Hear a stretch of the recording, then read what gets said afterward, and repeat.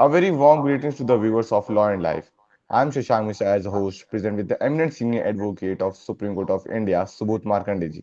Motivation of this channel is to discuss on the various legal issues that are happening in India, statutes, development of legal history with its political aspect.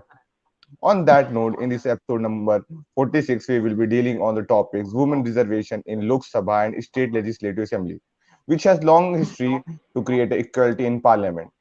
Sir, I want to know your response. The public interest litigation writ petition civil number 1158 of 2021 in National Federation of Women versus Union of India came up hearing before the bench comprising of Justice Sanjeev Khanna and J.K. Maheshwari on 6/9/2022. The Supreme Court of India noted that it is an important issue and therefore directed the petitioner to serve notice on Union of India. Can you tell more about it? Of the petition, that is 1158 of 2021, filed by the National Federation of Indian Women. So I collected some information here and there. It seems that the petitioner has complained that non-introduction of the Constitution 108th Amendment Bill 2008, which is popularly called the Women's Reservation Bill, is arbitrary. That bill seeks to provide for reservation to the extent of one-third seats in the Lok Sabha and legislative assemblies of the state for women, including in Delhi. The bill was passed by the Rajya Sabha in 2010 but lapsed due to the dissolution of Lok Sabha. And so when the new Lok Sabha came into being in 2014, it was not reintroduced in Lok Sabha. So that is the complaint. And it is said that although the population of women in India is 51%, the representation of women in parliament is very meager, that is 14%. So this is the complaint. Sir, will it be possible to give more detailed account on the efforts made so far for women reservation in Lok Sabha and legislative assemblies of the state? That is very essential, yeah. This I did some research. Origin of this idea of reservation to the extent of one-third um, of the total membership in Lok Sabha and legislative assemblies of the state is directly traceable to the resounding success of similar experiment of women's reservation in the panchayats and union and urban local bodies under the Constitution 73rd and 74th Amendment Acts, which were enacted and came into force on 20th April 1993. In or around 2008, women represented 51% of India's population, but their representation in the Lok Sabha was only 9%. In the Rajya Sabha, it was 10%. And in the state assemblies, it was still lower at 7%. So the argument is quite valid that if you leave the things unreserved, there will be no adequate representation.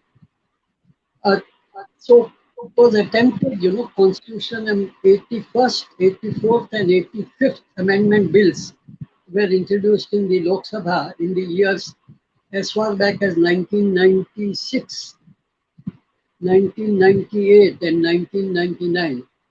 But no consensus could be evolved on any of those three bills because of the acrimonious opposition by ultra-conservative but influential leaders of the regional parties of North India in those days, that is Mr. Lalu Prasad Yadav, Mr.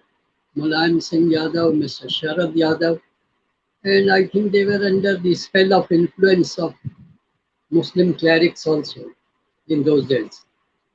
So this Constitution 108th Amendment Bill of 2008 was introduced in the Rajya Sabha on 6th of May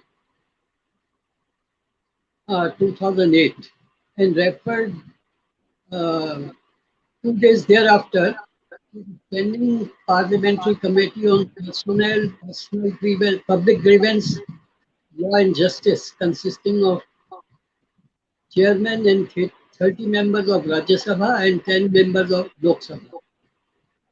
So this standing committee on Personnel, Public Grievance, Law and Justice presented its report to the Rajya Sabha on 17th December 2009, and it was laid on the table of the Lok Sabha on the same day. So let us see what are the main features of the bill.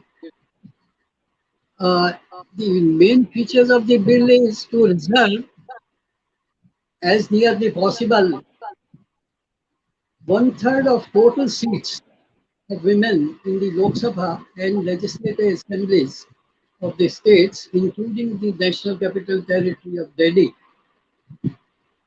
Secondly, allocation of reserved seats shall be done by an authority prescribed by Parliament. That's what the bill provides. That they will create an authority to allocate the reserved seats. Then, as nearly as possible, one third of the total number of seats for women in Lok Sabha and legislative assemblies shall be reserved for the scheduled caste and scheduled tribe women. That is out of one third again for scheduled caste and scheduled tribe women. Then reservation shall cease to exist 15 years after the commencement of the act. So these are the main provisions of the bill. Sir, any critique on that? Uh, I have some critic.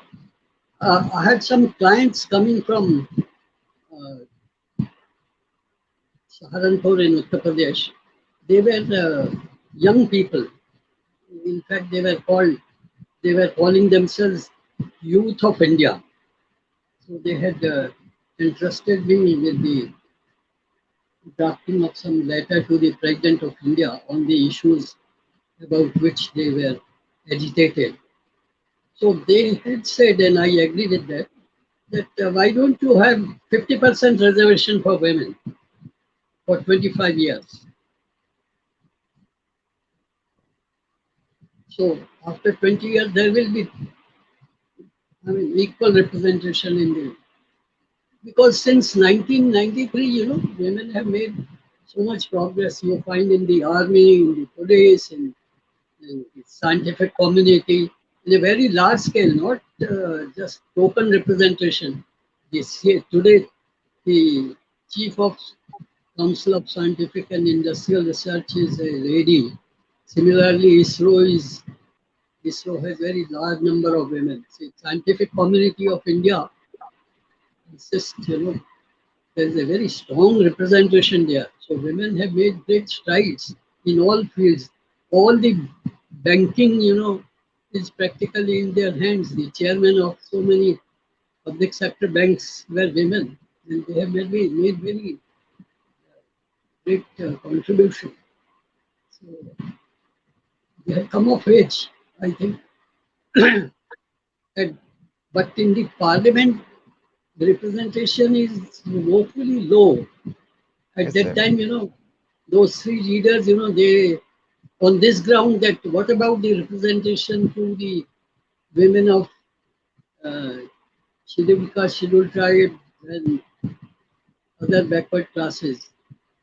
So they had a very conservative view. Mr. Lalu Prasad Yadav, Mulayam Singh Yadav, everyone knows that they are ultra conservative and they are in company of clerics.